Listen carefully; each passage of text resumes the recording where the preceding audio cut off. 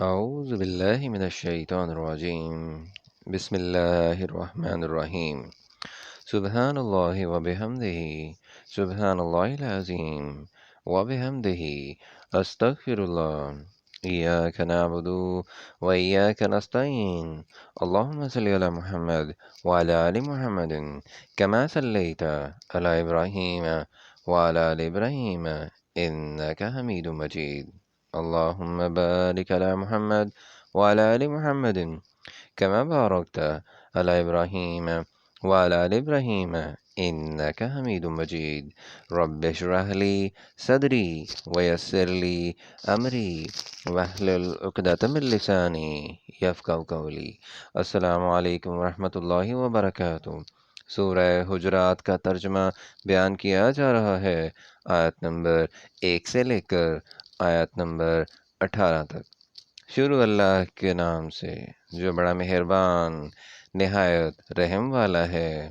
مومنو، کسی بات کے جواب میں اللہ اور اس کے رسول صلی اللہ علیہ وآلہ وسلم سے پہلے نہ بول اٹھا کرو اور اللہ سے ڈرتے رہو۔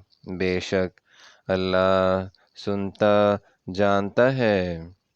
اے اہل ایمان، اپنی آوازیں پیغمبر صلی اللہ علیہ وآلہ وسلم کی آواز سے اونچی نہ کرو، اور جس طرح آپس میں ایک دوسرے سے زور سے بولتے ہو اس طرح ان کے روبرو زور سے نہ بولا کرو، ایسا نہ ہو کہ تمہارے اعمال ضائع ہو جائیں اور تم کو خبر بھی نہ ہو۔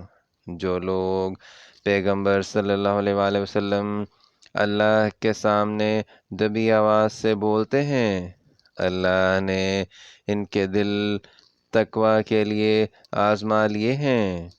ان کے لیے بخشش اور اجر عظیم ہے۔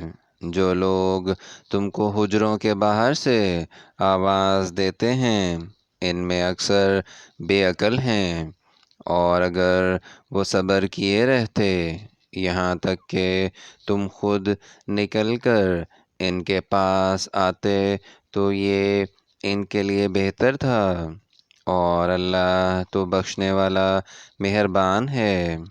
مومنو، اگر کوئی بد کردار تمہارے پاس کوئی خبر لے کر آئے تو خوب تحقیق کر لیا کرو، مبادا کہ کسی قوم کو نادانی سے نقصان پہنچا دو، پھر تم کو اپنے کیے پر نادم ہونا پڑے۔ اور جان رکھو کہ تم میں اللہ کے پیغمبر ہیں۔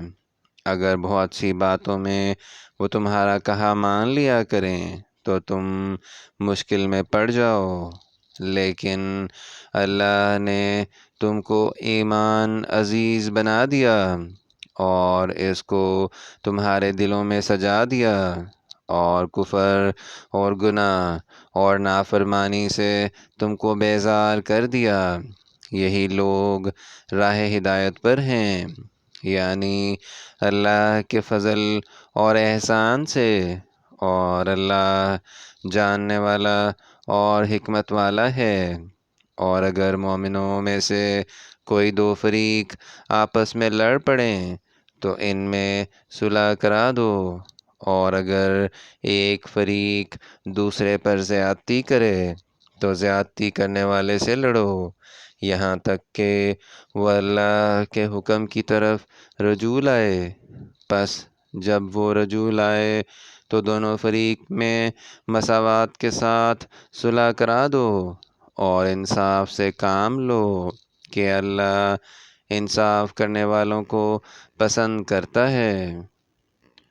مومن تو آپس میں بھائی بھائی ہیں، تو اپنے دو بھائیوں میں صلح کرا دیا کرو، اور اللہ سے ڈرتے رہو تاکہ تم پر رحمت کی جائے۔